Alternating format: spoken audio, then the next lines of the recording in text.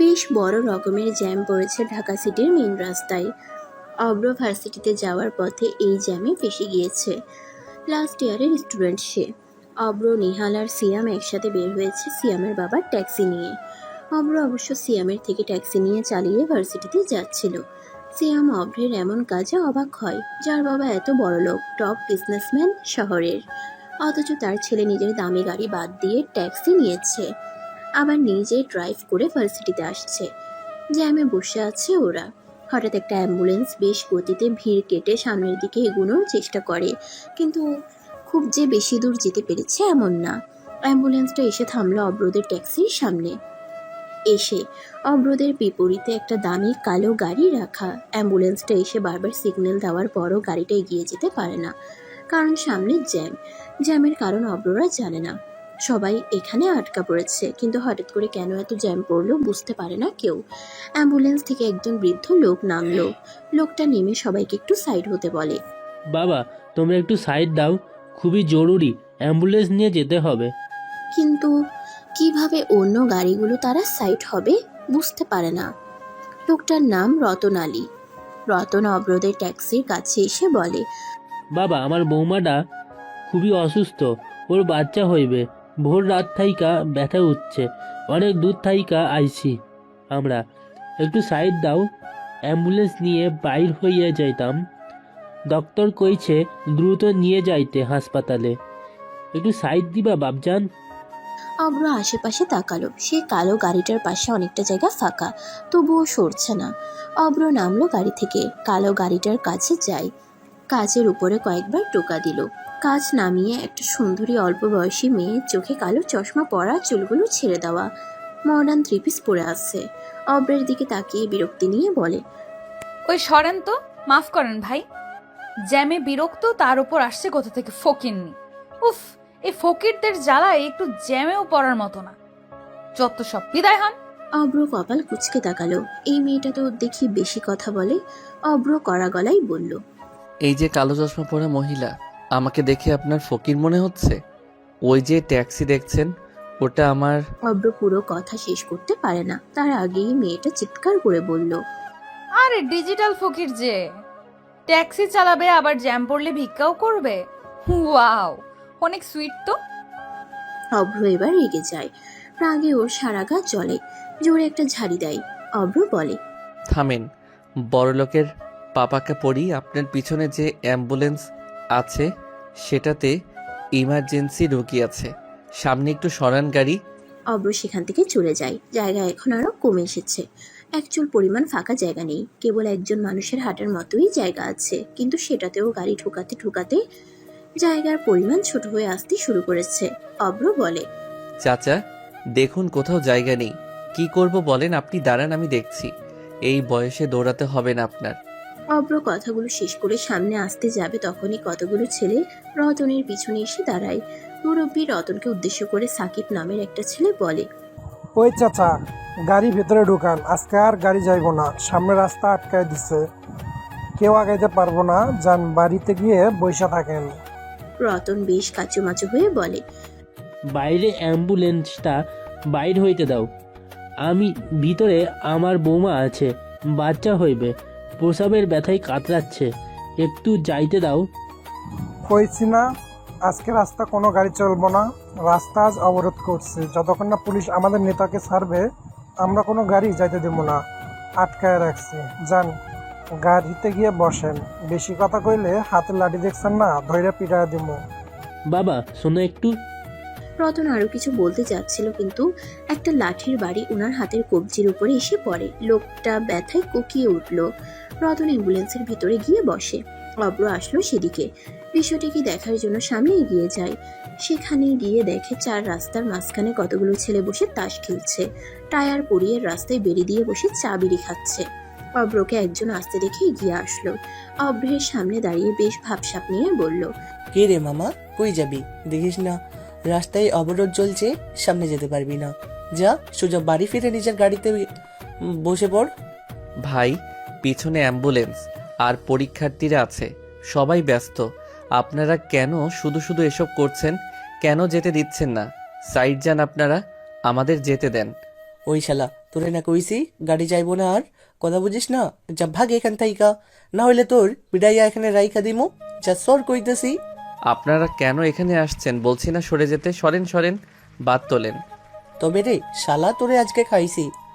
কথাটা বলেই ফরিদ অব্রের শার্ট ধরে রাস্তার মাঝে নিয়ে আসলো। ততক্ষণে গাড়ি থেকে নেমে প্রায় অর্ধ লোক চারপাশে গোল হয়ে দাঁড়িয়ে যায়। অব্রের কাছে সাকিব এসে বলে, কিরে, তোর এত চুলকানি কোথা থেকে আসে? এইভাবে চলে আসলি যে, কি চাস ক? ভাই, এভাবে রাস্তার মাঝে কোনো সরকারি কারণ ছাড়া, সরকারি অনুমতি ছাড়া অবরোধ করে জ্যাম বানিয়েছেন, সেটা নিয়েই তো ঝামেলা। আপনাদের জন্য অনেক মানুষ কষ্ট পাচ্ছে। পিছনে কতগুলো অ্যাম্বুলেন্স দাঁড়িয়ে আছে, কত মানুষের অফিস আছে, ইন্টারভিউ আছে, পরীক্ষা আছে। আপনারা কেন শুধু শুধু গাড়িগুলো আটকায় রাখছেন? আমাদের যেতে দেন, জরুরি কাজ আছে। ওরে শালা, জনদরদি হইছ? সাকিব কথাটা বলে অব্রের গালে একটা চড় দেয়। অব্র চুপচাপ দাঁড়িয়ে আছে।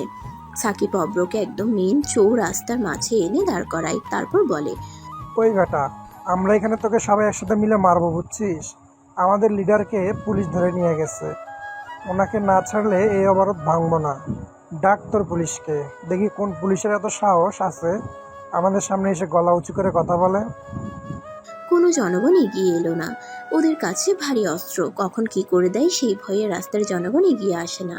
সবাই ভয়ে চুপচাপ দাঁড়িয়ে থাকে। তবে ওদের দিকে সাংবাদিকরা সবসময় নজর রাখছে। টিভিতে এই অবরোধকে লাইভ দেখানো হচ্ছে। অব্রকে এবার সবাই মিলে যখন মারতে যাবে, তখন অব্র একজনের হাত থেকে একটা হকি স্টিক কেড়ে নেয়। তারপর সেটা দিয়ে সেখানে থাকা ছেলেদের অনেক মারে। সিনেমার নায়কদের মতো করে ফাইট করে অব্র। সেটা লাইভ দেখানো হয় সব টিভি চ্যানেলে। অব্র সবগুলো ছেলেদের এমনভাবে পিটায় যে সবাই রাস্তায় পড়ে থাকে। বেশ কিছু সময় ধরে ছেলেপুলেদের পিটিয়ে তক্তা বানায়। নেহাল, সিয়ামও এসে অব্রের সাথে যোগ দেয়। সবগুলোকে তিনজন মিলে পিটিয়ে রাস্তার একপাশে ফেলে রাখে। এরপর অব্র ট্রাফিক পুলিশের হ্যান্ড মাইকটি হাতে নেয়। প্রথমে উত্তর পাশে যে পাশ দিয়ে অ্যাম্বুলেন্স আসছিল সে পাশ ছেড়ে দেয় যাওয়ার জন্য। এক এক করে গাড়িগুলো চলে যায়। ট্রাফিক পুলিশকে সাকিবরা দড়ি দিয়ে বেঁধে রেখেছিল।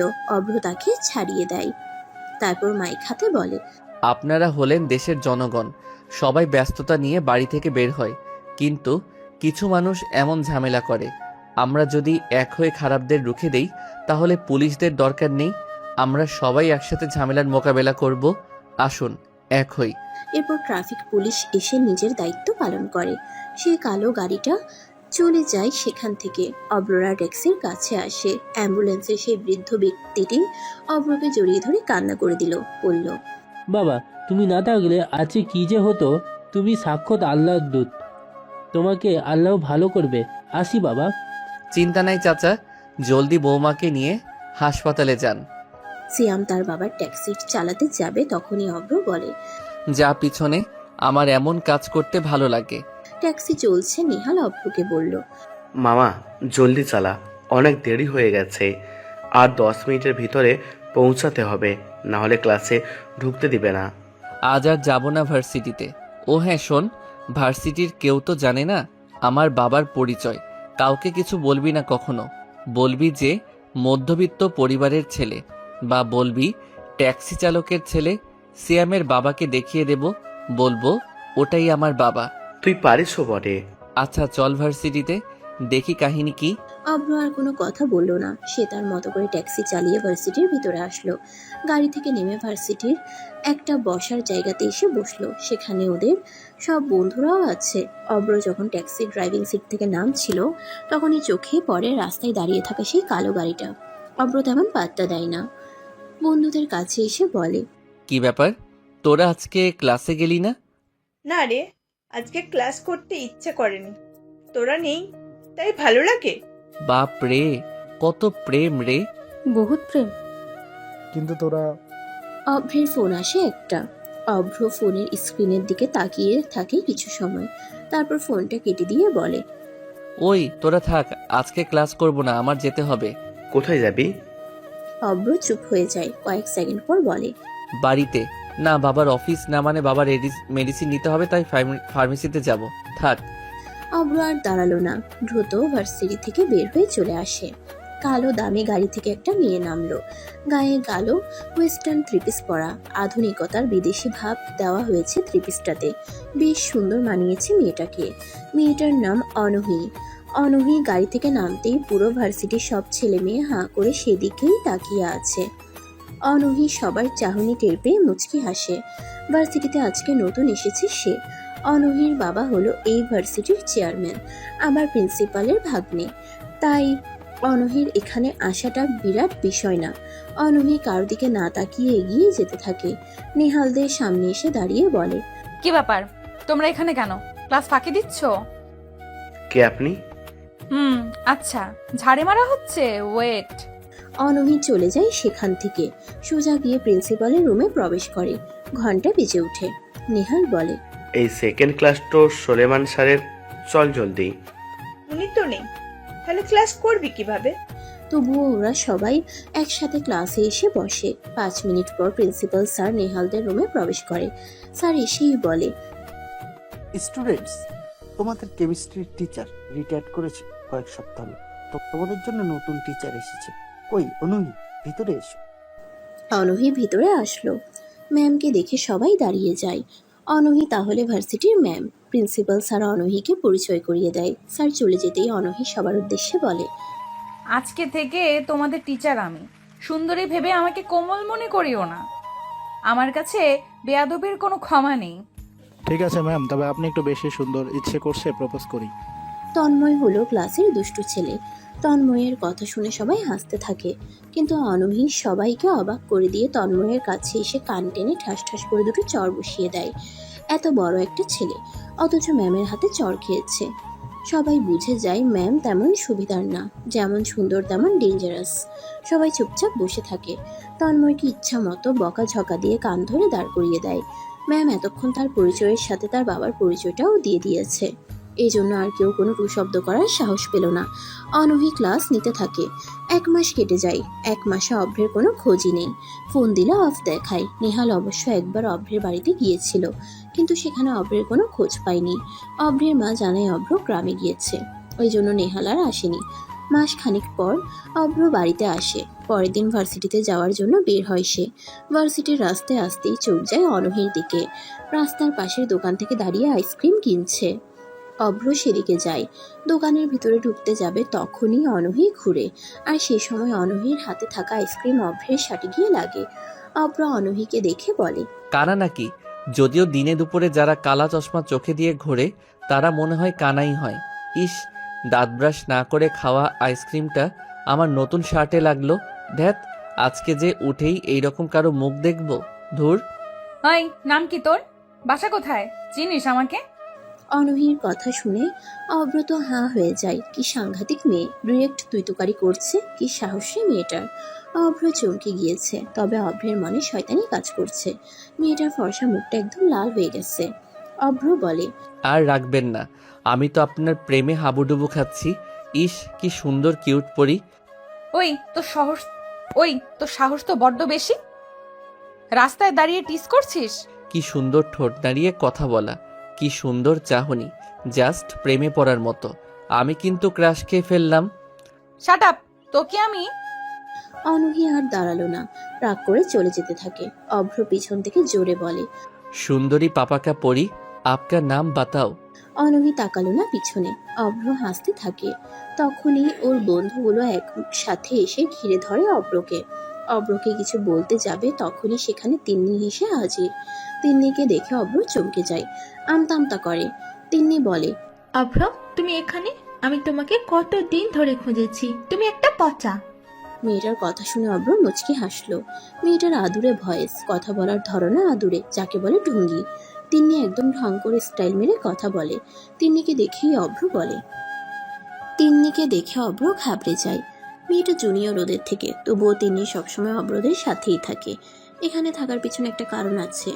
তিন্নি হলো আদুরে বড়লোক ঘরের একটা মেয়ে। কথা বলার ধরন বেশ স্টাইল মেরে ঢং করে বলবে। এই মেয়েকেই বন্ধুদের পাল্লায় পড়ে অভ্র ফ্ল্যাট করেছিল, কিন্তু সেটা যে অভ্রের কপালে শনি ডেকে আনবে কে জানে। অভ্র জানতো না এই তিন্নি যাকে পছন্দ করবে তার গায়ে পড়ে চলবে। অভ্র এখন তিন্নিকে দেখলে ভয় দৌড়ে পালায়। ওই তোরা ক্লাসে যা, আজকে যাব না আমি। 1 মাস পরে আসলি, এখনই এমন করিস? চল ক্লাসে। না রে, কাজ আছে। আজকে ক্লাস করবে না এই তিন্নির জন্য। ভার্সিটিতে থাকলে তিন্নি অনেক বেশি জ্বালাবে। সমস্যা আছে অব্রের। তিন্নি অনেকবার ডাকলো অব্রকে। অব্র আর না দাঁড়িয়ে দ্রুত চলে আসে। পরের দিন অব্র ভার্সিটিতে আসে, কিন্তু ওর বন্ধুদের এখনো দেখেনি। সে একা বসে আছে। হঠাৎ গতকালকে সেই মেয়েটাকে দেখতে পায় অভ্র। অভ্র মেয়েটাকে দেখেই সামনে আসে। মেয়েটা চমকে যায়। এই ছেলে বারবার কেন তার সামনেই পড়ছে। অনূহি কপাল কুঁচকে তাকায় অভ্রের দিকে। কি সমস্যা? হুটহাট সামনে এসে দাঁড়াস কেন রে, বেয়াদব ছেলে? দেখতে তো ভদ্র মনে হয়, ভেতরে ভেতরে একটা টিজার তুই। আমার কোনো মানুষ ভাল লাগে না, তোমারে ভাল লাগছে, কারণ তুমি তো মানুষ নও, সাক্ষাৎ একটা পরী। আমি তো পরীর প্রেমে পড়ে গেলাম। কি? ওই তুই চিনিস আমাকে? আমি তোকে কি করতে পারি সেটা কি তোর ধারণা আছে কোনো? বিয়ে করবেন? বাচ্চা নিবেন নাকি? ইস, কি দূরদর্শী চিন্তা। আচ্ছা, আমার কোনো সমস্যা নেই। তোকে আমি অভ্র ভয়ে সরে আসে, না হলে অনূহি একটা চর অভ্রের গালের উপরে বসিয়ে দিত। অনূহি আর দাঁড়ায় না। বেয়াদব ছেলের সাথে কথা বলার একদম ইচ্ছে নেই অনূহির। সেই জন্য দ্রুত হেঁটে চলে যায় অনূহি। একবার ভাবলো তার বাবাকে ফোন করবে, পরে ভাবলো না থাক, এটা তারই বিষয়। অভ্র অনূহিকে পেছন থেকে কি যেন বলতে যাবে, তখনই ওর ফোনটা বেজে উঠলো। ফোনটা হাতে নেওয়ার আগে অনূহির দিকে তাকিয়ে বলল, শোনো মেয়ে, সত্যি সত্যি তোমাকে আমার ভালো লেগেছে। এই প্রথম আমি কোনো মেয়ের প্রেমে পড়লাম। তোমাকে তো আমার চাই, কিন্তু মেয়েটা কোন ইয়ার? ফার্স্ট ইয়ার তো হবে না, তাহলে লাস্ট ইয়ার। আমাদের ক্লাসে তো কখনো দেখিনি। যাই হোক, মেয়েটাকে আমার লাগবেই, প্রেমে পড়ে গিয়েছি। অভ্র ফোনের দিকে তাকায়। রিয়াদ সাহেব ফোন করেছে। অভ্র ওনার ফোনে বিরক্ত, রিসিভ না করে কেটে দেয়। আজকেও ওর ক্লাস করা হবে না। সে দ্রুত ভার্সিটি থেকে বের হয়। নেহালরা এক এক করে ভার্সিটিতে আসে, অভ্রের জন্য অপেক্ষা করে, কিন্তু অভ্র আসে না আজকেও। তারা ক্লাসে আসে। প্রতিদিন ম্যাডামের ছাড়ি আর বকাঝকা খেয়ে ওদের ক্লাস পার হয়। 2 দিন পর ভার্সিটিতে আসছে অভ্র। রিমি, নেহাল, সিয়াম, জান্নাত, রকিব, হাসি, শাকিল বসে আড্ডা দিচ্ছে। অভ্র সোজা গিয়ে ওদের সাথে জয়েন করে। নেহাল বলে, বাপরে, আজকে কি অমাবস্যার চাঁদ উঠলো নাকি? না রে, আজকে সত্যি আমি এসেছি। তা কেন এসেছেন স্যার? সত্যি বলবো, হ্যাঁ হ্যাঁ, বল। আমি প্রেমে পড়েছি রে। ট্রিট দে এক্ষুনি, বাট তিন্নির প্রেমে পড়লে নো ট্রিট। আরে তিন্নির প্রেমে না, একটা নতুন মেয়ে, আমি জানি না কোন ক্লাস। উফ, দেখলেই পাগল হয়ে যায় আমি। তার আগে বল, এই কয়েকদিন ভার্সিটিতে আসিসনি কেন? নতুন টিচার আসছে, তোর কোনো পাত্তা নেই? একটু মামার বাড়ি গেছিলাম। নেহাল তো বাড়িতে গিয়েছিল, মা তোকে বলেনি? মামার কোনো মেয়ে আছে নিশ্চয়ই, না হলে তুই বাড়ি ছেড়ে অন্য জায়গাতে বেশি দিন থাকবি না। হুর, চুপ থাক শয়তানের হাড্ডিরা। এদিকে আমি খুঁজছি সেই মেয়েটাকে। আছিস মামাতো বোনকে নিয়ে? শর্তরা। তা বস, কেমন মেয়ে সে? এমন একটা মেয়ে যেন স্বপ্নেই মানায়। সে যেন একটা পরী। কালো রঙের কাপড় পরে আছে, ঠোঁটে হালকা গোলাপি লিপস্টিক, হাতে কালো রঙের চুড়ি, চুলগুলো খোলা, যেন একটা অপ্সরা ভুল করে পৃথিবীতে চলে এসেছে। কিন্তু দুঃখের বিষয়, তার সাথে কথা বলে বুঝলাম পুরাই সাপের মতো ফোঁস করে ওঠে। অভ্রের কথা শুনে সবাই হা হা করে হাসলো। অভ্র টেরা চোখে তাকায়। ওদের হাসি অভ্রের একদমই সহ্য হচ্ছে না। মেজাজ খারাপ করে অভ্র বলে, এই একদম হাসবি না, তোদের হাসি বিরক্ত লাগছে। তোর দিনে দুপুরে স্বপ্ন দেখা হবে, কল্পনাতে এমন মেয়ে দেখবি, বাস্তবে প্রেম করতে পারবি না, আর এমন মেয়েও দেখবি না। আরে সত্যি দেখেছি, মেয়েটা এই ভার্সিটির। আমি কথা বলেছি মেয়েটার সাথে, কিন্তু আজকে দেখছি না কেন? আর তাছাড়া আমি ওই মেয়েকে পেলে প্রেম না, বিয়েও করব। ওরা সবাই কথা বলছে, হঠাৎ কতগুলো বাইক আসে ভার্সিটিতে। ভার্সিটির ছাত্র নেতা রাজ প্রবেশ করেছে। তবে রাজের পিছনের ছেলেগুলো দেখে অভ্র অবাক হয়, সাথে চমকে ওঠে। কারণ সেদিন রাস্তার জ্যামে যে ছেলেগুলোকে অভ্র পিটিয়েছিল, সেই ছেলেগুলো রাজের সাথেই আছে। অভ্র নিজেকে আড়াল করে। আবার ঝামেলা হোক, অভ্র সেটা চায় না। রাজেরা তাদের মতো করে ক্যান্টিনে চলে যায়। অভ্র যেন কিছুটা হাফ ছেড়ে বাঁচে। সে ভার্সিটির ভিতরে কোনো ঝামেলা চায় না। সিয়াম বলে, তুই বুড়ো হয়ে যাবি, কিন্তু তোর সময় হবে না, আর এরকম মেয়েও পাবি না। আবার সবাই হাহা করে হাসতে লাগলো। কিন্তু অব্র জানে এমন মেয়ে আছে। নেহাল আরও টিটকারি মেরে বলে, ভাই, দিনে দুপুরে স্বপ্ন দেখা বাদ দে। আর এসব কল্পনা যদি সত্যি হয় তাহলে আমি যে কত সন্তানের বাবা হতাম আল্লাহই জানে। নেহালের কথা শুনে আবার সবাই হাহা করে হাসতে লাগলো। ওদের হাসি অসহ্য লাগছে অভ্রের, তাই পিছনে ঘুরে হাঁটতে যাবে তখনই একটা মেয়ের উপরে পড়ে গেল অভ্র। অভ্র চিৎকার করে বলে, ওই কানা নাকি? কোন কানা রে? চোখে দেখে না? এসে সোজা ধাক্কা দিস। অভ্র বুঝতে পারে এটা কোনো মেয়ে হবে। অভ্র মেয়েটার মুখের দিকে তাকায়। অভ্র মেয়েটার দিকে অপলক দৃষ্টিতে তাকিয়ে আছে। আরে এটা তো সেই মেয়ে যাকে দেখার জন্য অভ্র আজ সকাল সকাল ভার্সিটিতে এসেছে। অভ্র চোখই সরাচ্ছে না মেয়েটার দিক থেকে। মেয়ে তো নয়, যেন একটা হুর। অভ্র পড়বে না পড়লো সেই অনুহির উপর, যার উপর অভ্র এমনিতেই প্রেমে পড়েছে। তার উপর আবার মেয়েটা অভ্রকে ঝামেলা মনে করে। কি যে হবে কে জানে। অভ্রকে অনহি এক ধাক্কা দিয়ে নিজের উপর থেকে সরিয়ে দিল। অভ্র দ্রুত উঠে দাঁড়ায়। অনহিও দেরি করে না, সেই মাটি থেকে সোজা উঠে দাঁড়ালো অভ্রের সামনে। অনহি উঠে দাঁড়িয়েই কোনো দিক না তাকিয়ে অভ্রের গালে ঠাস ঠাস করে দুটো চড় বসিয়ে দেয়। অভ্র সহ বাকি সবাই হা করে অনহির দিকে তাকিয়ে আছে। ঘটনা এমন দ্রুত ঘটবে বুঝতেই পারেনি অভ্র। অভ্র অনহির দিকেই তাকিয়ে আছে গালে হাত দিয়ে। অনহি চড় মেরে থামে না, চিৎকার মেরে বলে, বেয়াদ্দপ ছেলে, তোর মা বাবা তোকে শিক্ষা দেয়নি কখনো? মেয়েদের দেখলে মেয়েদের উপর পড়তে ইচ্ছে করে? ইচ্ছে করেই তুই আমার সাথে এমন করেছিস। তোকে আমি কে কার কথা শুনছে? অভ্র তো অনহিকে দেখতে ব্যস্ত। অপলক দৃষ্টিতে অনহিকে দেখছে সে। কি সুন্দর চোখে পাপড়ি ফেলে গালগুলো টেনে নাকটা ফুলিয়ে টেরা চোখে তাকিয়ে আঙ্গুল নাচিয়ে বকা দিচ্ছে অভ্রকে। অভ্র একদম সরাসরি অনহির প্রেমে পড়ে গেছে। উফ, কি রাগে লোকের চাহনি মেয়েটার। একদম যেন সুন্দরের দেবী সামনে দাঁড়ানো। অভ্র যে তাকে চোখের পলক না ফেলে দেখছে সেটা অনহি অনেক পরেই বুঝতে পারে। সেজন্য আর না বকে আরো একটা গালে চড় দিয়ে ঝাড়ি মেরে বলে, বেয়াদব। অনহি আর সেখানে দাঁড়িয়ে থাকে না, গটগট করে হেঁটে সেখান থেকে চলে গেল। অভ্রের তখনও যেন খোর কাটেনি। অনহির চরকে সে কোমল স্পর্শ মনে করে কল্পনাতে অনহিকে নিয়ে ভেসে চলেছে। অনহি যখন চলে যায় অভ্র ঘুরে অনহির চলে যাওয়ার দিকেই তাকিয়ে থাকে। চারপাশে কি হচ্ছে, কতজন ওর দিকে দেখছে, সেসবের কোনো দিকে খেয়াল নেই অভ্রের। থাকবে কি করে? অভ্র তো অনহিকে দেখে এখন তাকে নিয়ে কল্পনা করতে ব্যস্ত। অভ্র অনহিকে নিয়ে ভাবছে আর মিটমিট করে হাসছে। নেহালের জোরে ধাক্কা দেওয়ার জন্য বাস্তবে ফিরল সে। অভ্র বেশ বিরক্ত হয়েই বলল, কি হয়েছে? এভাবে ধাক্কা দিচ্ছিস কেন? ধর দিলি তো কল্পনাটা নষ্ট করে। যাক, তুই তাহলে বেঁচে আছিস। আমি তো ভাবলাম তুই পটল তুলে নিয়েছিস চর খেয়ে। পটল তুললে তো ভালোই হতো, ফ্রি ফ্রি বিরিয়ানি খেতে পারতাম। আঙ্কেলকে বলতাম অপ্র পটল তোলার সময় বলে গিয়েছে স্বার্থতে বিরিয়ানি দিতে। চুপ কর হারামিরা, তোরা বন্ধু নাকি শত্রু? বেঁচে থাকতো মেরে ফেলিস আমাকে। যাই হোক, মালটা সরি মেয়েটা কে রে? মানে এই মেয়েকে প্রথম দেখাতেই প্রেমে পড়ে গিয়েছিলাম, যাকে বলে লাভ এট ফার্স্ট সাইট। এই মেয়ের গল্পই তো করছিলাম আমি। শালা, তুই আর মেয়ে পেলি না? কেন? তোকে না বলেছি নতুন কেমিস্ট্রি টিচার আসছে? শালা, এটা আমাদের নতুন ম্যাম, মানে নতুন টিচার। কি বলিস? মুহূর্তেই অভ্রের মন খারাপ হয়ে গেল। কিন্তু অনহি দেখতে সিনিয়রই তেমন লাগে না, মনে হয় যেন অল্প বয়স। তবে অভ্রের থেকে 3 বছরের বড় হবে। তবুও অভ্র তো তার প্রেমে পড়ে গিয়েছে। অভ্রের চেহারাতে মন খারাপের ছাপ স্পষ্ট ফুটে উঠেছে। সেটা বুঝতে পেরে মায়া বলল, বেশ, বেচারা প্রেম করার আগেই চাকা খেলো, চল চাকার পার্টি দিবি। মায়ার কথা শুনে আবার সবাই হো হো করে হেসে উঠল। অভ্রের মেজাজ একদমই খারাপ হয়ে গেছে। রাগ নিয়ে জিত করে বলল, ওই তোরা হাসবি না বলে দিলাম। হাসবো। হাসবি না, দেখবি এই ম্যামকেই বিয়ে করব। এই রাগী ম্যামকেই আমি আমার বউ করব। চ্যালেঞ্জ, যা। হ্যাঁ, কি বলিস? সত্যি বলছি। পারবি না, তোমার খালি বুড়ো বয়সে বুজরগি।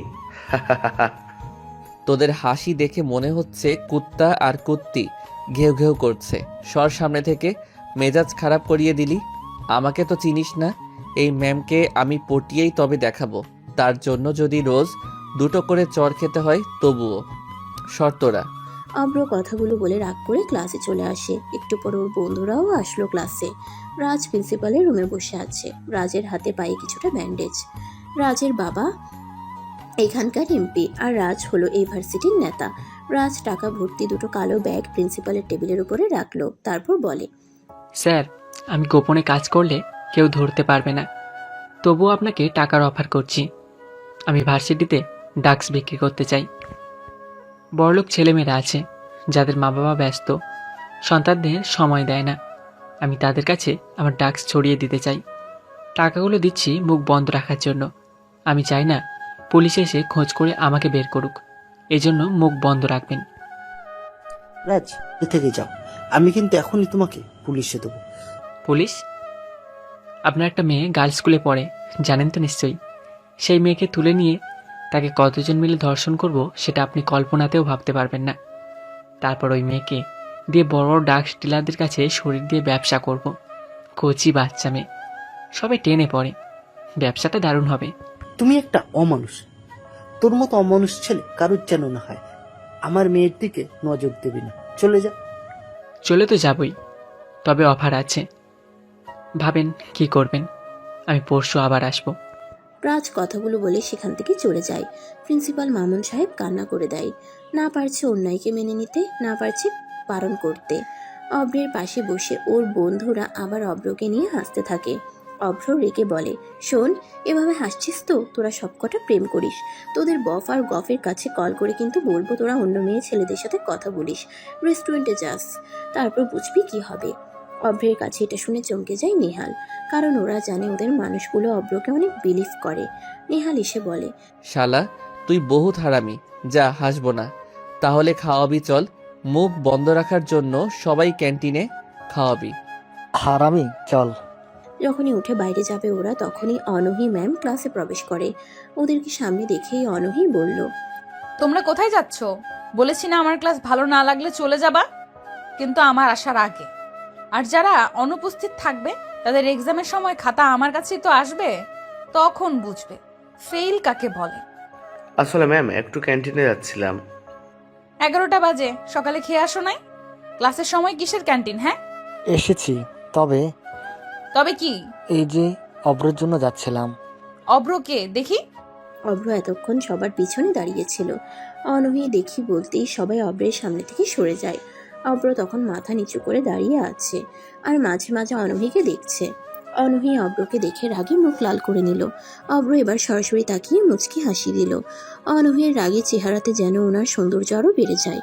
অভ্র একটু সরে আসলো। অনহি রেগে বলে, এই শয়তান ছেলে, এই বদ ছেলেটা আমার ক্লাসে? Dare ma'am. অভ্র কথাটা বলে ম্যামের দিকে এগিয়ে যায়। খুব কাছে গিয়ে ফিসফিস করে অনহিকে বলে, বেশি রাখবেন না কিউট ম্যাম, রাগলে আপনার সৌন্দর্য দ্বিগুণ বৃদ্ধি পায়। ও এই সময় যা লাগছে না আপনাকে, মানে চাচ্ছে একটা কিস দিয়ে দেই। কি? ওই কি বললি তুই? অভ্র ভালো ছেলের মতো দৌড়ে নিজের বেঞ্চে গিয়ে বসলো। বাকিরাও দৌড়ে এসে যে যার মতো বসে পড়ে। তারপর বাড়ি কথা, ভয়ে কোনো ছেলে ওর সাথে কথা বলে না।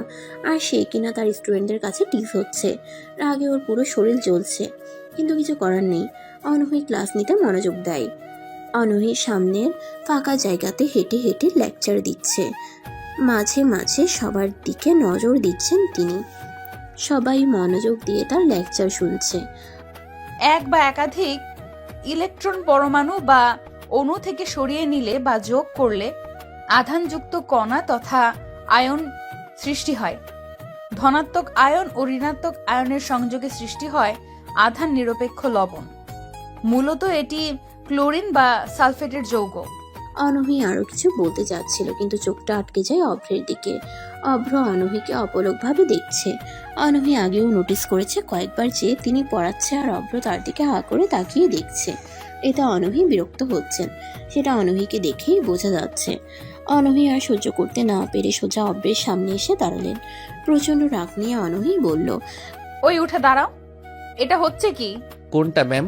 ক্লাসের সবাই ইতিপূর্বেই তাদের দিকে তাকাচ্ছে। অভ্র সব দিক ভালো করে দেখে নেয়। অনহির রাগে নাক ফুলিয়ে বললেন, কোনটা মানে? তুমি আমার দিকে এইভাবে তাকিয়ে আছো কেন? আপনার দিকে? কখন? কিভাবে? আমি দেখেছি আমার দিকে তুমি সব সময় তাকিয়ে আছো। পড়া বলো, আমি কি বিষয়ে পড়াচ্ছিলাম বলো। ইয়ে মানে আসলে ম্যাম কি যেন পড়াচ্ছিলেন। শাট আপ, বেয়াদব ছেলে। পড়াশোনার নামে পাত্তা নেই, খালি বেয়াদবি করে বেড়াও। আমার কি দোষ ম্যাম? আমি তো একটা অপ্সরাকে দেখছিলাম, কি সুন্দর সামনে দিয়ে হেঁটে বেড়াচ্ছে, গাল দুটো কত সুন্দর, দেখলেই যেন মনে যাচ্ছে ছোট্ট করে চুমু দিয়ে বুকে জড়িয়ে নেই। এতটা সুন্দরী না হলেও পারতেন। আমার কোনো দোষ নেই, সব দোষ আপনার। অভ্রের কথা শুনে অনহি রেগে পুরো বোম হয়ে গেছে। তবে ক্লাসে থাকা বাকি সব স্টুডেন্টরা একসাথে এসে উঠল। ওদের উচ্চস্বরে হাসির শব্দে অনহি আরও রেগে যায়। অনহি এবার অনেক জোরে চিৎকার দিয়ে বলে, স্টপ! ফাজলামি হচ্ছে হ্যাঁ ক্লাসে? ক্লাসরুম নাকি সার্কাস স্টেজ? হাসি বন্ধ করে দেব সবকটার গলা টিপে ধরে। বেয়াদপের দল! অনহির এমন চিৎকার শুনে পুরো ক্লাস স্তব্ধ হয়ে গেছে। মানে পুরো পিনপতন নীরবতা ভর করেছে। কেউ যেন নিঃশ্বাসও নিচ্ছে না এমন। অভ্র কিছুটা ভয় পায়, কিন্তু অনহি থেমে নেই। অভ্রের আরও কাছে আসে। অভ্রের গালের দিকে ওনার নজর। অভ্র কিছু একটা বলতে যাবে, তার আগে অনহি ঠাস করে একটা কষে চড় দিয়ে বলল, এটা ক্লাস, আনন্দ বা মজা করার জায়গা না। আর স্টুডেন্টদের মতো থাকবে। বেশি পাকনামি করলে তোমাকে ক্লাস থেকে উঠিয়ে নিয়ে যাওয়া হবে। অভ্র তার গালে হাত দিয়ে দাঁড়িয়ে থাকে। বাম পাশের গালটাতে অভ্রের টনটন ব্যথা অনুভব হয়। সকালের থাপ্পড়ের থেকে এবারে থাপ্পড়টা জোরেই লেগেছে অভ্রের। অনহি ক্লাসরুম থেকেই বের হয়ে যায়। এমন অবস্থাতে ক্লাস করানোর কোনো মানে নেই। অভ্র চারপাশে তাকায়।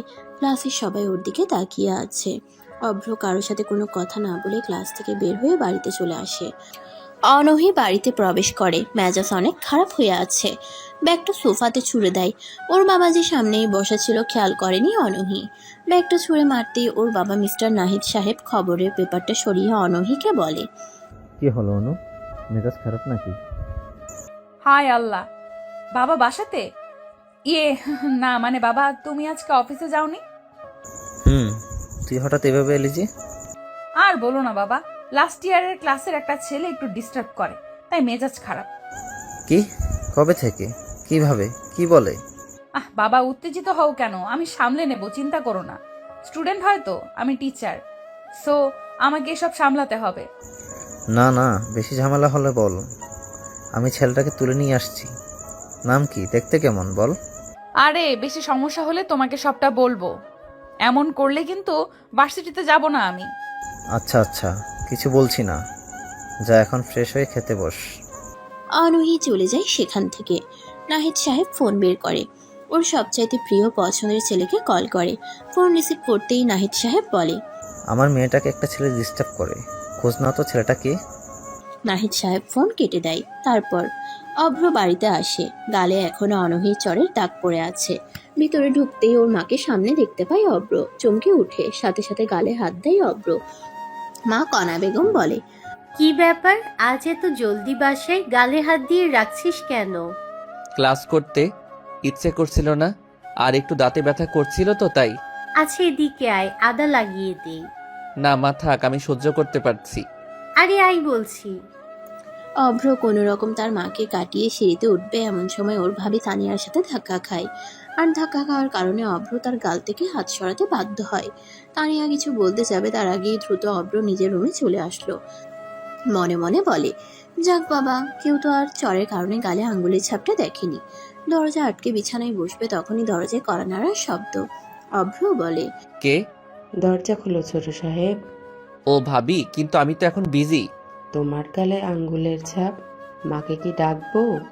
তাহলে যাই। না না। দৌড়ে অভ্র এসে দরজা খুলে দিল। ভয়ে তানিয়ার দিকে তাকায় অভ্র। তানিয়া সরাসরি অভ্রের দিকে তাকিয়ে বলে, তোমার গালে থাপ্পড়ের দাগ কে মারলো আমার আদরের দেবরটাকে? মশা মারতে গিয়ে এমন হয়েছে, মানে নেহাল এমন মারছে। মিথ্যে বলো কেন? সত্যি বলো, না হলে মাকে গিয়ে বলবো, তিনিই এসে দেখুক কেমন। বলছি, তুমি না খালি ব্ল্যাকমেইল করো। বেশি কথা না বলে কাজের কথা বলো। আমাদের নতুন ম্যামকে অনেক রাগিয়ে দিয়েছিলাম বলে ম্যাম থাপ্পড় দিয়েছে। একটু জোরেই মারছে, বাট নো প্রবলেম। ম্যাম? তা কিভাবে রাগালে? সেসব তোমার শুনতে হবে না, যাও এখন রুম থেকে। বুঝছি। তা তোমার ম্যাম দেখতে কেমন শুনি? রাগানোর সাথে ম্যামের চেহারার কি মিল?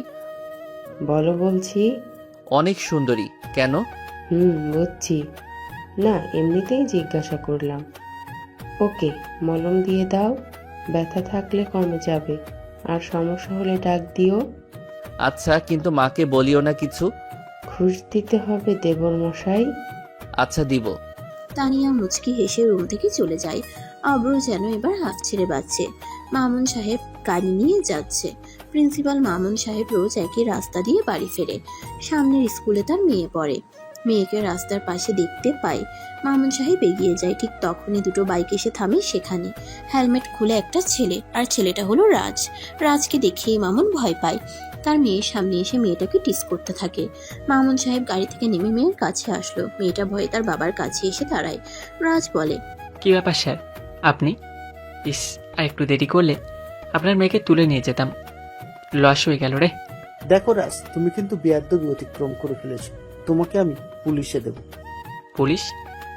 স্যার, থানাতে 1 কোটি টাকা দিয়ে আসছি। অফিসারের সাহস নেই আমাকে এসে ধরবে। দেখেন না কত খরচ। 1 কোটি টাকা চলে গেল। বিজনেস এখনো শুরুই করতে পারিনি। জলদি করুন, আর একদিন সময় দিলাম। যান, মেয়েকে নিয়ে বাড়িতে চলে যান। রাজরা সেখান থেকে চলে যায়। মামুন সাহেব ভয় আর রাগি চোখে ওদের চলে যাওয়া দেখতে থাকে। দ্রুত মেয়েকে নিয়ে গাড়িতে ওঠে। জলদি গাড়ি চালিয়ে মেয়েকে বাড়িতে রেখে সোজা যেতে থাকে নাহিদ সাহেবের বাড়ির দিকে। সেখানেই সবকিছু বলবে তিনি। ভার্সিটিতে সবাই বসে আছে। অব্র ভয় পাচ্ছে তিন্নিকে নিয়ে। মেয়েটা যে ভার্সিটিতে আসছে না, সেটা ওর জন্য অনেক ভালো। না হলে তিন্নি সবকিছু নষ্ট করে দিত। অনভিকে হাবিজাবি বলে অব্রের প্রেমের 12টা বাজিয়ে দিত। অব্র পাইচারি করছে। ওই, এত পাইচারি করিস কেন? উফ, ম্যাম আসছে না রে। ম্যামের জন্য তো রাস্তায় অপেক্ষা করছি, না হলে ক্লাসে গিয়ে বসতাম। আসে না কেন? কি ম্যামের জন্য? ওই, তোরা থাকবি নাকি যাবি? আমি তো ভাই এর মধ্যে নেই। ম্যাম যা রাগি, অপমান যা করার তা তো করবেই, সাথে চর ফ্রি। আমি থাকবো না। আমরাও যাচ্ছি, থাক তুই। আরে শোন সবাই, কেউ যদি যাস তোদের খবর আছে। দোস্ত, ম্যাম আসে। ওই যে দেখ, গাড়ি থেকে নামলো। অব্র তাকাই সেদিকে। অনহিকে আজ বেশ সুন্দর লাগছে। অনহির মনটা আজ অনেক ভালো। বেশ ফুরফুরে লাগছে অনহিকে। সে কোনো দিক না তাকিয়ে সোজা হাঁটতে থাকে। অভ্র সামনে এসে দাঁড়ায়। অভ্রকে দেখেই অনহির মেজাজ বেশ খারাপ হয়। তারপরও নিজেকে শান্ত রাখে। অভ্র বলে, ম্যাম, আপনি কি তেলাপোকা ভয় পান? না, কেন? ইস, সব লস হয়ে গেল। মানে? না মানে ভাবছিলাম, আপনি যে রাগী, আমাদের বিয়ের পর আপনাকে তেলাপোকা দেখিয়ে ভয় দেখাবো, আর আপনি ভয়ে দৌড়ে এসে আমাকে জড়িয়ে ধরবেন। ইস, কি রোমান্টিক দৃশ্য। কাউকে বলবো ভিডিও করে দিতে, তারপর ইনস্টাগ্রামে আপলোড দিব। কাপল গোলস করব আমরা। আহ, কত স্বপ্ন। শাট আপ, বেয়াদব ছেলে। শোনো, তুমি আমাকে চেনো না।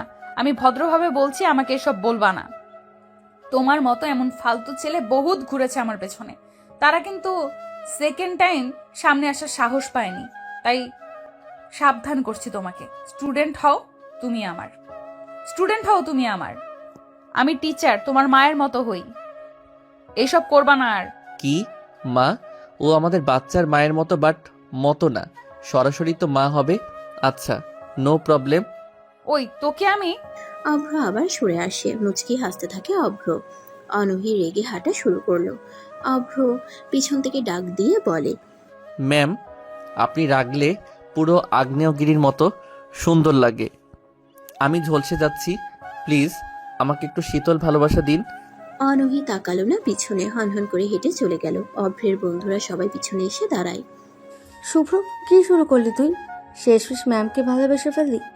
দোস্ত, প্রেম জিনিসটা অদ্ভুত রে। তোর নানির উপরেও যে কোনো বাচ্চা ছেলে প্রেমে পড়তে পারে, কোনো সংজ্ঞা নেই, কোনো কারণ নেই। চুপ কর কুত্তা। শেষমেশ আমার নানি। সর হারামি, বজ্জাত। দোস্ত, মজা না। অনহি ম্যাম কিন্তু যেমন তেমন টিচার নয়। বাবার টাকা আছে, সেজন্য যা ইচ্ছে করতে পারো। চুপ থাক। প্রেমে যেহেতু পড়েছি, আমি তার পিছনে লেগে থাকবো। দেখব কত কি করতে পারে তিনি। চল ক্লাসে যাই। ম্যামের ক্লাস আজকে প্রথমে। আমার ওনার ক্লাস মিস দেওয়া যাবে না রে। আচ্ছা আচ্ছা, চল। সবাই একসাথে ক্লাসে আসতে থাকে।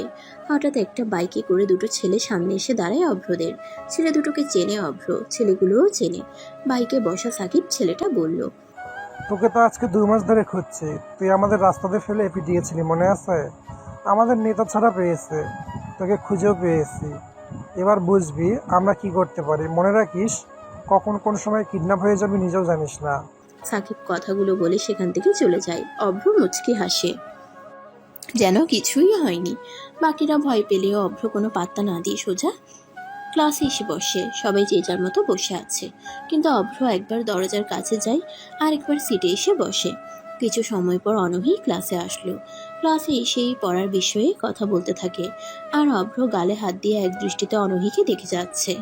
অনঘি মেজাজ হারায়, রাগে চিল্লিয়ে বলে, ওই ছেলে, বেরিয়ে যাও ক্লাস থেকে। তোমাকে আমার ক্লাস করা লাগবে না, আউট। চমকে উঠে ভয়ে অনেকে, কিন্তু অভ্র হাসি হাসি মুখে অনহির দিকেই তাকিয়ে আছে। অনহি আবার ঝাড়ি দিয়ে বলে, এই তোর সমস্যা কি? হ্যাঁ, আমার দিকে তাকিয়ে থাকলে তোর চোখ তুলে নেব বলে দিলাম। ম্যাম, আমার কোনো সমস্যা নেই। সমস্যা হলো ফারেনহাইট 451 বইতে একটা লাইন ছিল এমন, ইট ওয়াজ এ প্লেজার টু বার্ন। যদিও ভিন্ন কনটেক্সট, তারপরেও এই লাইনটা পড়ার সাথে সাথে ভালোবাসার কথা মাথায় আসতে বাধ্য হয় আমার। এই পৃথিবীতে ভালোবাসার মতো যে বড় আনন্দ কিছু নাই, আবার ভালোবাসার থেকে কষ্টেরও সম্ভবত কিছু নাই। ভালোবাসার সবচেয়ে বড় ব্লাইন্ড স্পট হলো আপনি কাকে ভালোবাসবেন বা বাসবেন না, সেটা আপনার হাতে। কিন্তু আপনাকে কে ভালোবাসবে বা বাসবে না, ওইটা আপনার হাতে থাকবে না। সেক্ষেত্রে ওইটা আমার হাতে, বুঝলেন? ভালোবাসা এই পৃথিবীর এমন এক ব্যবসা যেখানে আপনার সকল ইমোশনাল ইনভেস্টমেন্ট বিফলে যাবে। সবকিছু জেনেও আপনি ওখানে ইমোশন ঢালতেই থাকবেন। ভালোবাসা এই পৃথিবীর একমাত্র খেলা, যে খেলাতে নিশ্চিত হার জেনেও মাঠ থেকে উঠতে ইচ্ছে করে না, বরং নির্লজ্জের মতো আরেকটু খেলে যেতে ইচ্ছা করে। আফ্রিকান একটা প্রোভার্ব বলছে, ভালোবাসা এমন এক অত্যাচারী শাসক যে শাসকের হাত থেকে কেউ রক্ষা পায় না। ভালোবাসা নিয়ে ইচ্ছে, সত্যি কথা আমি আর একটাও শুনি নাই, বিশ্বাস করেন। তাহলে আমার দোষ কোথায় বলেন? অভ্রের মুখে এত কথা শুনে অনঘি চুপচাপ দাঁড়িয়ে রইল। অনঘি ভেবেছিল অভ্র হয়তো ফালতু পড়াশোনা না পারার ছেলে, কিন্তু অভ্র যে দুষ্টু মার্কার ছেলে সেসব পারে। তবে অনঘির ক্লাস করানোর আর ইচ্ছে নেই, সে ক্লাস থেকে বের হয়ে চলে যায়। তারপর, ভাই, আপনাকে জেল থেকে ছাড়ানোর জন্য আমরা যে অবরোধ করেছিলাম, সেই অবরোধের যে ছেলে আমাদেরকে পিটিয়ে হাসপাতালে পাঠিয়েছিল, সেই ছেলেকে খুঁজে পেয়েছি। সে ভার্সিটিতে আছে, আজকে ওকে হুমকি দিয়ে আসছে। সাকিব রাজকে কল করে কথাগুলো বলল। সব শুনে রাজ বলল, বাহ, ভালোই করেছিস। এরপর ছেলেকে পেলে পিটাবি, বাকিটা আমি দেখব। রাজ ফোন কেটে দেয়। মামুন সাহেব নাহিদকে কল করে। নাহিদকে বলে, ভাই, রাজ অনেক ঝামেলা করছে। সে চাচ্ছে পুরো ভার্সিটিতে ড্রাগস ছড়িয়ে দিতে সব স্টুডেন্টদের মধ্যে। আমাকে জানিয়েছে, আমি বারণ করেছি বলে টাকার অফার দিয়েছে, আবার অনুমতিও চাচ্ছে। আমি না করে দিছি। সে আমার মেয়েকে তুলে নিয়ে যাওয়ার হুমকি দিয়েছে। ওর বাবা এমপি বলে আমার সাথে যা ইচ্ছে করছে। আপনি কিছু একটা করেন। আচ্ছা, আমি ভার্সিটিতে আসছি, এমপিকে ডেকে মিটিং করবো একটা, দেখি রাজ কি করে। আচ্ছা ভাই, দ্রুত করেন, ওরা আমার মেয়েকে তুলে নিয়ে যাবে। নাহিদ ফোন কেটে দিল। এমপিকে কল করে মিটিংয়ের জন্য আসতে বলে দিল তিনি। অব্র, নেহাল আর সিয়াম মিলে শপিং মলে এসেছে। সিয়াম একটা মেয়েকে দেখে পছন্দ করে। মেয়েটার পিছু পিছু ওরা তিনজন হাঁটছে। কি বোরিং একটা কাজ, মেয়েদের পিছনে ঘোরার কোনো মানে আছে? অব্র বেশ বিরক্ত হয়, সে আর যাবে না বলে ঠিক করে। অব্র বলে, ওই তোরা যা, আমি এখানে বসছি, আমি আর যেতে পারবো না। ঠিক আছে মামা, তুই থাক, আমরা দেখে আসি। সিয়াম আর নেহাল চলে যায়। একটা দোকানের সামনে বসার জায়গাতে বসলো। আশেপাশে তাকাচ্ছে। হঠাৎ নজর যায় পিঙ্ক কালারের সালোয়ার পরে অনঘি শপিং মলের দিকে প্রবেশ করে। অব্র দৌড়ে অনঘির সামনে এসে দাঁড়ায়। অনঘি অব্রকে দেখে বিরক্ত চাহনি দিয়ে একবার তাকালো। পাশ কেটে চলে যাবে তখনই দেখে একটা ছেলে অনঘির পাশে এসে দাঁড়িয়েছে। অনু, কি লাগবে বলো? তোমার জন্য আজ এখানে আসলাম। সামনের দিকে চলো, এখানে কিছু বখাটে পোলাপান আছে, বাজে কথা বলবে। আচ্ছা আসো, হাত ধরো। অব্র চোখ বড় বড় করে অনহির দিকে তাকিয়ে আছে। অনহি অভ্রের দিকে তাকিয়ে ওই ছেলেটার হাত ধরলো। দুজনে হাঁটতে থাকে। অব্র পিছু পিছু হাঁটতে থাকে। রাগে অব্রের মেজাজ খারাপ হয়ে গেছে, কিন্তু সে কিছুই বলতে পারছে না। বেশ কিছু দোকান হাঁটে অব্র। সিয়াম আর নেহাল এসে অব্রের মাথায় টোকা দেয়। এই, তুই নাকি এখানে মেয়েদের পিছু নিবি না? একা একা তো ঠিকই আর এক মেয়ের পিছু পিছু চলে আসলি, বড্ড শয়তান তুমি। অব্র ওদের কথার কোনো জবাব দেয় না। অব্র এক দৃষ্টিতে সামনের দিকে তাকিয়ে আছে। ওরা আবার প্রশ্ন করে, কিরে, কথা বলছি শুনিস না কেন? আর সামনে এত কি দেখছিস? হ্যাঁ, কাকে দেখছিস? অনুহি ম্যাম। ওরাও সেদিকে তাকায়। তাকিয়ে দেখে অনহি ম্যাম একটা ছেলের সাথে হাত ধরে শপিং মলে ঘুরছে। অব্র কোনো কথা বলছে না। রাগে যে চুপ হয়ে গেছে সেটা ওরা বুঝতে পারছে। নেহাল বলে, হয়তো ম্যামের কেউ ছিল, না হলে এভাবে রিয়্যাক্ট করতো না প্রপোজ করলে। তুই মনে হয় সত্যি সত্যি ছ্যাঁকা খেয়েছিস। যদি কেউ থাকতো তাহলে আমাকে বলতো যে এমন পিছে ঘুরে লাভ নেই, আমার বয়ফ্রেন্ড আছে। অনুহি ম্যাম এসব বলেনি। হয়তো এমন একটা মুহূর্ত তোকে জানাবে বা দেখাবে, আর তোকে বলেনি। তাছাড়া উনি ম্যাম আমাদের সিনিয়র, আমরা হলাম তার স্টুডেন্ট। তুই এসব কল্পনার থেকে বের হ ভাই। তিনি তো তোকে অনেক ভালোবাসে। অনুহি ম্যামের কথা বলে যা প্লিজ। কখনোই পারবো না। আমাকে জানতে হবে ছেলেটাকে। কেন ম্যাম আমাকে বলেনি এতদিনে? কি পাগলামির কথা বলছিস? কোন অধিকারে তোকে বলবে? কেন বলবে তিনি তোকে? এত কিছু জানি না আমি। ম্যাম শুধু আমার, আমি তাকে আমার করে নেবই। ওই যে দেখ, ওই ছেলে ম্যামের গাল টানছে, ওকে আমি আজকে। অভ্রকে ওরা আটকে ধরে। তারপর সেদিকে তাকায়। ছেলেটা অনহি ম্যামের ড্রেস পছন্দ করে দিচ্ছে। তারপর আদর করে নাক টেনে দিয়ে গালে কোমলভাবে হাত বুলিয়ে দিল। অভ্র এটা দেখে আর সেখানে দাঁড়ায় না। নেহালদের থেকে হাত ছাড়িয়ে নিয়ে দ্রুত হেঁটে দোকানের ভিতরে প্রবেশ করে। সোজা গিয়ে অনহিদের পিছনে দাঁড়ায়।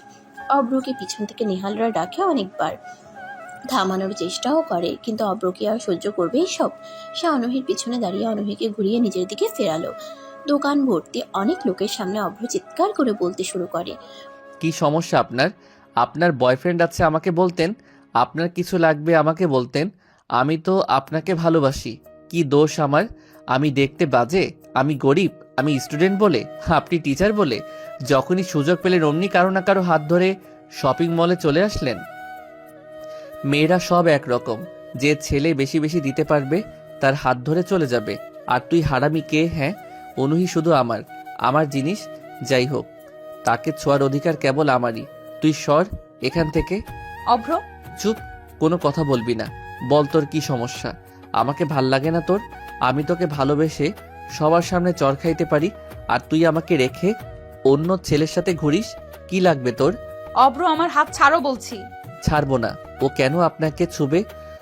ও কেন আপনার হাত ধরে ঘুরবে? আমার ভালোবাসা আপনার ভালো লাগে না? অভ্র সবাই কিন্তু দেখছে, সিন ক্রিয়েট করো না, হাত ছাড়ো। না, ছাড়বো না। আমি আপনাকে ধরবো। আমি আপনার গালে হাত। অভ্র পুরো কথা শেষ করতে পারে না। ঠাস করে বেশ জোরে একটা চর বসিয়ে দেয় অনহি অভ্রের গালে। অভ্র হাত ছেড়ে দেয় অনহির। অভ্র চারপাশে তাকায়। তাদের চিৎকার চেঁচামেচিতে আশেপাশে অনেক লোক জড়ো হয়ে গিয়েছে। অনহি রেগে বলে, তুমি যে একটা চরম লেভেলের বেয়াদব ছেলে সেটা আজও তার প্রমাণ দিলে। তোমার ভিতরে ন্যূনতম কমন সেন্স নেই। কখন কোথায় কিভাবে কথা বলতে হয় সেটার ধারণাও তোমার নেই। নিজেকে কি ভাবো? হ্যাঁ, জানোয়ার একটা। পরিবারে বাবা মার শিক্ষার অভাবে এইসব ছেলে হয়। ওই তুই জানিস উনি কে? উনি আমার কাজিন প্লাস আমার দুলা ভাই। দেশের বাইরে ছিল, দেশে আসছে কয়েকদিন হয়েছে। আজকে আমি আর উনি এখানে শপিং করতে এসেছি আমারই বোনের জন্য। তার জন্মদিন বলে সারপ্রাইজ গিফট নিচ্ছি। আমারই ভুল এখানে ওনাকে নিয়ে আসার। এরপর থেকে আমার সামনে আসবে না একদম তুই। ননসেন্স, রাবিশ একটা ছেলে। আর তোর কিসের অধিকার আছে আমাকে ধরার? তোকে কেন বলবো আমি কার সাথে কি করি না করি? তোর গার্লফ্রেন্ড লাগি? হ্যাঁ, স্টুডেন্ট আছিস, স্টুডেন্টের মতো থাকবি। বেয়াদব। অনহি তার দুলা ভাইয়ের হাত ধরে সেখান থেকে চলে যায়। অভ্র আশেপাশে তাকায়। কতগুলো মানুষ তাকে দেখছে। অভ্র আর দাঁড়ায় না। স্টোর থেকে বের হয়ে আসে অভ্র। পিছনে পিছনে নেহাল আর সিয়ামও আসে। অভ্র ওদের সাথে কথা না বলে রিক্সা নিয়ে চলে আসে সোজা বাড়িতে। ভার্সিটিতে মিটিং হয়। উপস্থিত থাকে ভার্সিটির চেয়ারম্যান নাহিদ সাহেব, প্রিন্সিপাল, মেয়র, এমপি, রাজীব, রাজ, আরও কয়েকজন মানুষ। নাহিদ সাহেব বলে, এমপি সাহেব, আপনার ছেলে কিন্তু অনেক ঝামেলা করছে, তাকে সাবধান করুন। সে যে কত বড় অপরাধ করেছে সেটা কি খোঁজ রাখেন? ভার্সিটিতে ড্রাগ ঢোকাতে যাচ্ছে, স্টুডেন্টদেরকে নষ্ট করতে যাচ্ছে সে। এটার অনুমতি নিতে সে প্রিন্সিপালকে টাকার অফার করেছে, তিনি অনুমতি দেয়নি বলে তার মেয়েকে উঠিয়ে নিয়ে যেতে চেয়েছে। রাজীব উঠে দাঁড়ালো, রাজের কাছে আসে, রাজের গালে ঠাস করে চর বসিয়ে দেয়। সেখানে থাকা উপস্থিত মামুন সাহেব খুশি হয়েছে, কারণ মামুন এটাই চেয়েছিল। রাজ অবাক হয়, তার বাবা অন্যদের কথা শুনে এভাবে চর মারলো। রাজ গালে হাত দিয়ে বসে থাকে। রাজীব এসে বসলো নিজের চেয়ারে, তারপর চিৎকার করে বলল, আর আমি জানোয়ার ছেলে। তুই বিজনেস করবি, প্রিন্সিপালকে বলবি কেন? একাই শুরু করবি, আর তার মেয়েকে তুলে নিয়ে যাওয়ার হুমকি দিবি কেন? তুলে নিয়ে তারপর হুমকি দিবি? কুত্তার বাচ্চা, আমার মতো হতে পারলো না। তোরে দিয়ে কিছু হবে না। আমার ছেলেবেলায় পয়সা দিতে লজ্জা করছে। রাজীবের কথা শুনে সবাই অবাক হলো, সাথে মামুন ভয়ও পেয়েছে। এটা কেমন বাবা, তিনি কি করবে বুঝতে পারছে না। নাহিদ বলে, দেখুন রাজীব সাহেব, প্রতিষ্ঠানটা কিন্তু আমার আন্ডারে আছে, তাই এসব ড্রাগস বিজনেস থেকে আপনার ছেলেকে সরে যেতে বলুন। তা না হলে এর ফল ভালো হবে না, বলে দিলাম। তাই নাকি? তার চেয়ারম্যান সাহেব আপনার ক্ষমতাকে কিন্তু বেশিক্ষণ থাকবে না। হা হা হা হা, দেখা যাবে মিটিং শেষে। নাহিদ সাহেব আর কোনো কথা না বলে সেখান থেকে চলে যায়। রাজীবও চলে আসে রাজকে নিয়ে। তারপর 3 দিন অব্র ভার্সিটিতে আসেনি। অনূহি অবশ্য ক্লাসে অব্রকে খুঁজেছিল, তবে সেটা মনে মনেই। কিন্তু কেন খুঁজেছিল অনূহি তা জানে না। অব্র আজকে ভার্সিটিতে যাচ্ছে, আজকে অনূহিকে সরি বলে নেবে। সে বুঝেছে জোর করে পটানো যাবে না অনূহিকে, তাই প্রথমত অনূহির সাথে একটা বন্ধুত্ব তৈরি করতে চায় অব্র। ভার্সিটিতে আসে অব্র। অন্য দিনের নেই আজকেও অনূহির জন্য অপেক্ষা করতে থাকে অব্র।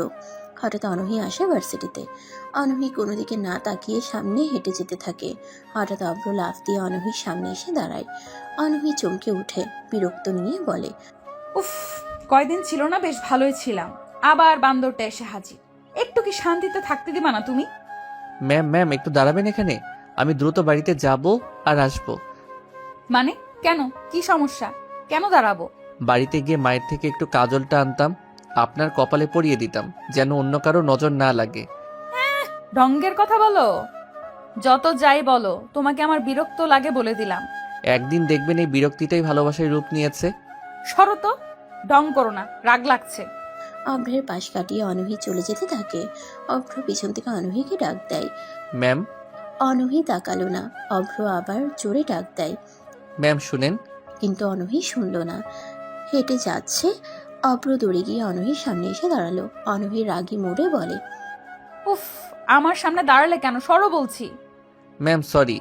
হ্যাঁ সরি, বাট কিসের? এতদিন আপনার সাথে এমন ব্যবহার করার জন্য। আসলে ভেবে দেখলাম আমারই অন্যায়। বাপরে, আজকে হঠাৎ কি হলো স্যারের? ভুল হয়ে গেছে ম্যাম, সরি আর এমন হবে না। আপনি বোঝার চেষ্টা করুন, আমি সিরিয়াস, মাফ করে দিন। ওকে, করে দিলাম, এবার সরো সামনে থেকে। আপনি এত রাগী কেন? তোমাকে বলতে হবে নাকি? এত রাগেন কেন? আপনি রাগলে আপনাকে সেই লাগে, তখন মনে হয়। তোমাকে না। অব্র আর কিছু বলল না, দৌড়ে সেখান থেকে চলে আসে বন্ধুদের কাছে। নেহালরা বলে, কিরে দৌড়ালি কেন? এমনিতে। হ্যাঁ, আমরা জানি কেন দৌড়াচ্ছিস। তাহলে জানতে চাইলি কেন? সর। আচ্ছা, ভুল হয়ে গেছে, পা ধর, ক্ষমা করে দিচ্ছি। শর্ত। ওরা আরো কিছু বলতে যাচ্ছিল, কিন্তু হঠাৎ অব্রের ফোনে কল আসে একটা। অব্র ফোনের স্ক্রিনের দিকে তাকিয়ে থাকে। বন্ধুরা অব্রকে ডাক দেয়। অব্র শুনে না, ফোনটা পকেটে রেখে নিহালদের বলে, থাক তোর, আমি আসছি। কিরে কোথায় যাস? একটু যেতে হবে আমার। কেন? থাক তোরা। সিয়াম, তোর ট্যাক্সিটা আমাকে দে তো। অব্রের দিকে সিয়াম তার বাবার ট্যাক্সির চাবিটা ছুঁড়ে দেয়। অব্র সেটা ক্যাচ ধরে। অব্র দ্রুত ট্যাক্সির কাছে চলে যায়। অনূহি তখন বারান্দায় দাঁড়ানো অব্রকে দেখছিল। অব্রকে ট্যাক্সি নিয়ে বের হতে দেখে অনূহি মনে মনে বলে, ট্যাক্সির চালক ছেলেটা এত শয়তান কেন? অভ্রের সাথে অনূহির এখন বেশ খানিকটা ভালো সম্পর্ক তৈরি হয়। অব্র এখন প্রপোজ করে না মেমকে, একটা ফ্রেন্ড হিসেবে দুজনে কথা বলে। অব্র বাড়িতে বসে আছে। হঠাৎ নেহাল ফোন দেয় অব্রকে। ফোন দিতেই অব্র রিসিভ করে। কোথায় তুই? জলদি আয়। কোথায় আসবো? একটু পর সন্ধ্যা হবে, যেতে পারবো না। আরে আয়, ম্যামকে দেখলাম একটা বাড়ির ব্যালকনিতে দাঁড়িয়ে আছে, জলদি আয়। কি আগে বলবি তো? অব্র আর দাঁড়ায় না, দ্রুত বাড়ি থেকে বের হয়ে সোজা চলে আসে সেখানে। নেহাল আর সিয়াম বসে আছে টং দোকানের ভিতরে। দুজনে বসে চা সিগারেট খাচ্ছে। অব্র যেয়ে সামনে দাঁড়ায়। কিরে ম্যাম কোথায়? বাপরে, ম্যামের লোভে ছোঁচার মতো চলে আসছে দোকানে। এমনিতে তো ডাকলে আসবি না, তাই তোকে ম্যামের কথা বলে ডেকে আনলাম। শালা হারামি, যা, বাড়ি যাচ্ছি আমি। জি বন্ধু, জি। আজকে একটা মেয়ের জন্য তুই বন্ধুদের এভাবে ভুলে যেতে পারলি? মেয়েদের মতো ঢং করবি না, থাকতো। অভ্র কথাটা বলে ঘুরল আর তখনই দেখতে পায় 3তলা বাড়ির বারান্দায় অনূহি দাঁড়িয়ে আছে। অনূহিকে খোলা চুলে দেখে অভ্র হা হয়ে থাকে। অনূহি প্রথমে বুঝতে পারেনি যে অভ্র এখানে আছে। অভ্র দাঁড়িয়ে দাঁড়িয়ে দেখতে থাকে অনূহিকে। অনূহি যখন চলে যাবে তখনই দেখতে পায় অভ্র দাঁড়িয়ে আছে। অভ্রকে দেখেই অনূহি ভেতরে চলে যায়। অভ্র বলে, এটা কি হলো? ও চলে গেল কেন? কি জানি। এটা কার বাসা? জানি না রে। সন্ধ্যা রাত অবধি অভ্র সেই বাড়ির সামনেই বসে থাকে। অনূহি অবশ্য আরও একবার এসেছিল। অভ্রকে দেখে চলে যায়। কাল শনিবার, ভার্সিটি অফ, এজন্য অভ্র কালকেও এখানে সারাদিন আসার প্ল্যান করে। তারপর পরের দিন অভ্র অনূহির বাড়ির সামনে আসলো। অনূহিকে গেটের সামনে দাঁড়িয়ে থাকতে দেখে অভ্র সাইকেল চালিয়ে অনূহির দিকে এগিয়ে যেতে থাকে। তখনই সেদিনের সেই ছেলেটা এসে অনূহির হাত ধরলো। অভ্র থেমে যায়। অনূহি তাকায় অভ্রের দিকে। অভ্র তাকিয়ে আছে অনূহির হাতের দিকে। সে আর এগোয় না, সাইকেল ঘুরিয়ে এসে চলে আসে সেখান থেকে। অভ্রের অনেক রাগ হতে থাকে। প্রিয় মানুষকে পৃথিবীর যেই স্পর্শ করুক না কেন, প্রিয় মানুষের সামনে এমন করলে রাগ হবেই। অভ্র আর সামনে আসে না অনূহির। নেহালদের অভ্র ফোন করে। সে 2 দিন ভার্সিটিতে যাবে না বলে দেয়, কিন্তু নেহালদের একটা কাজ দেয়, আর সেটা হলো পুরো ভার্সিটিতে মাদক থেকে দূরে থাকার স্লোগান দিয়ে পোস্টার টাঙাতে বলে। একটা সভার আয়োজনও করে, যেটা 2 দিন পর অনুষ্ঠিত হবে ভার্সিটিতে। নেহালরা যেন সব রকমের প্রচারণা চালিয়ে যায়। অভ্রের কথা মতো নেহালরা সবাই ঠিকমতো কাজ করেছে। আজকে সব টিচার স্টুডেন্টরা বসে আছে। বিরাট বড় একটি সেমিনারের আয়োজন করা হয়েছে, কিন্তু অভ্রের কোনো খোঁজ নেই। অভ্র সিয়ামের ট্যাক্সি নিয়ে ভার্সিটিতে প্রবেশ করলো। রাজের লোকেরাও সেখানে আছে, কিন্তু ভার্সিটির সিনিয়র স্টুডেন্টরা মিলে এই সেমিনার আয়োজন করেছে, তাই ওরা চুপচাপ দাঁড়িয়ে দেখছে। অভ্রের জন্য সবাই অপেক্ষা করছে। সব মিলিয়ে 500 জন মানুষ এই সেমিনারে উপস্থিত হয়েছে। টিচাররাও আছে, সাথে আছে ভার্সিটির চেয়ারম্যান নাহিদ সাহেবও। সবাইকে ইনভাইট করা হয়েছে, কিন্তু নেহালদের নেতা মানে অভ্রের কোনো পাত্তা ছিল না। তবে অভ্র মাত্র আসলো ভার্সিটিতে।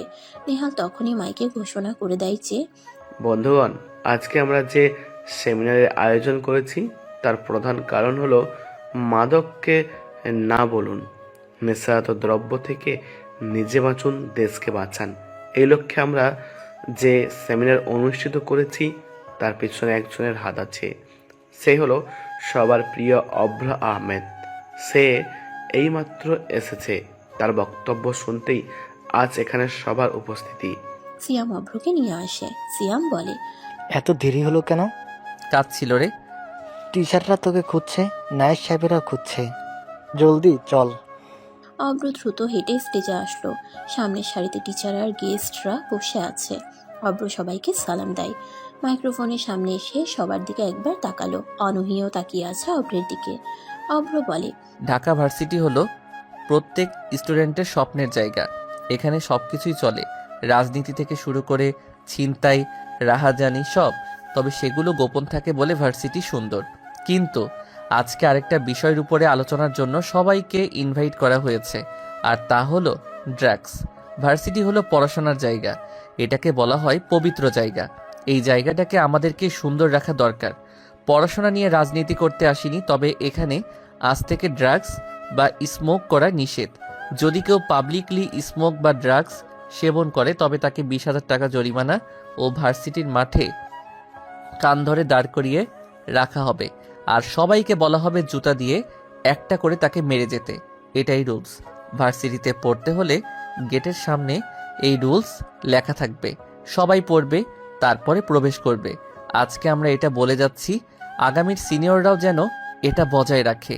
যদি বলেন মগের মূল্যক নাকি যা ইচ্ছা ভার্সিটিতে করব, আমরা বলার কে? আসলে আপনি ভুল ভাবছেন। যে কেউ এমনটা ভেবে কোনো খারাপ কাজ করলে তার জন্য যে কি অপেক্ষা করছে সে জানিই না। রুলস করে গেলাম। আপনাদের দ্বিমত গ্রহণের জন্য আসিনি, বরং জানানোর জন্য এসেছি। এরপর দেখতে চাই কে আমাদের এই রুলসের বিপক্ষে কথা বলে। কারো কাছে বিচার দিবেন, সেটা যা ইচ্ছা করতে পারেন। কোনো নেতাকে ডাকবেন, কোনো সমস্যা নেই।